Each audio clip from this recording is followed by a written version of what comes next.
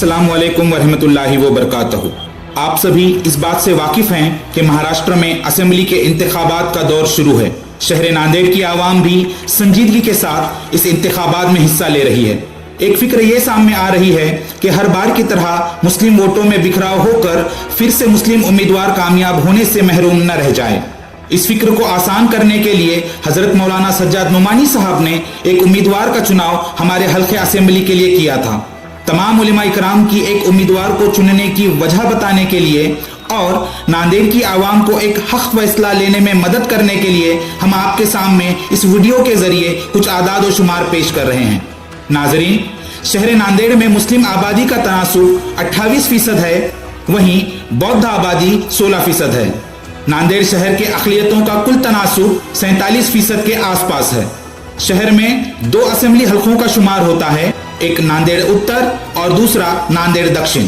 नांदेड़ उत्तर में मुस्लिम वोटों का तनासुब 23% है, जबकि बौद्ध वोट 18% है। नांदेड़ दक्षिण में मुस्लिम वोटों का तनासुब लगभग 23% ही है, जो कि 70 से 75 हजार हैं, और बौद्ध वोट 17% हैं, जो कि लगभग 56 हजार के आसपास हैं।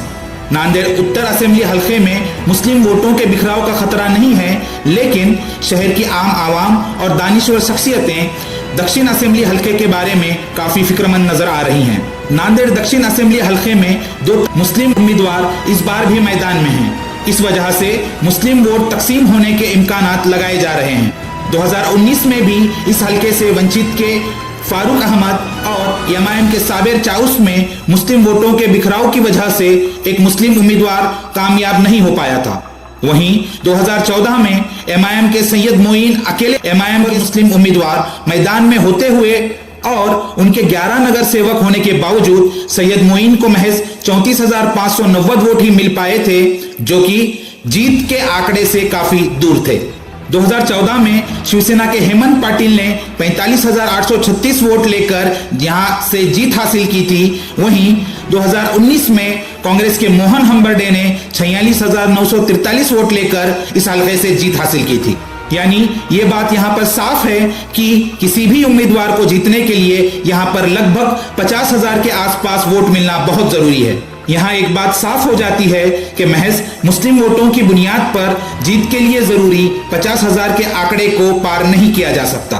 दक्षिण से कोई भी मुस्लिम उम्मीदवार महज मुस्लिम वोटों की बुनियाद पर कामयाब नहीं हो सकता।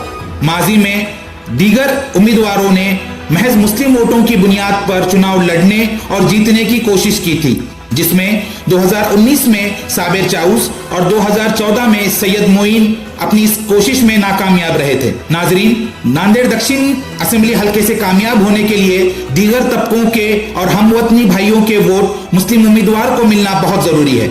नांदेड़ दक्षिण में अम्बेडकरवादी बौद्ध तबके के पास 56,000 से जायद वोट मौजूद हैं। प्रकाश अंबेडकर जी की वजह से इसमें से कम 60% वोट मुस्लिम उम्मीदवार को भरोसे से ट्रांसफर हो सकते हैं, जो कि लगभग 25,000 से जायद होंगे। अम्बेडकरवादी मुस्लिम और 5,000 के करीब छोटे बड़े ओबीसी, क्रिश्चियन और सिख वोटों को जोड़ दिया जाए तो मुस्लिम और अम्बेडकरवादी बौद्ध वोटों के इत्तेहाद से नांदेड़ दक्षिण के सियासती सूरत हाल मुस्लिम उम्मीदवार के हक में हमेशा के लिए हो सकते हैं। यही बात को मद्देनजर रखते हुए हजरत मौलाना सज्जाद नोमानी साहब ने वंचित के उम्मीदवार फारूक अहमद के हक में अपनी तायीद की है।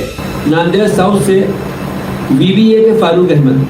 इसलिए आप तमाम से एक आम शहरी की हैसियत से मेरी दर्दमंदाना गुजारिश है कि आप 20 नवंबर को कसीर तादाद में अपने घर से निकलिए और एक सही उम्मीदवार का इंतखाब अपने लिए कीजिए। आपके पास 40 साल बाद एक मुस्लिम उम्मीदवार कामयाब करने का बहुत बड़ा मौका आया है। आप उस मौके को न गंवाएं, ये मेरी अदबन गुजारिश है। जज़ाकल्लाहु खैर।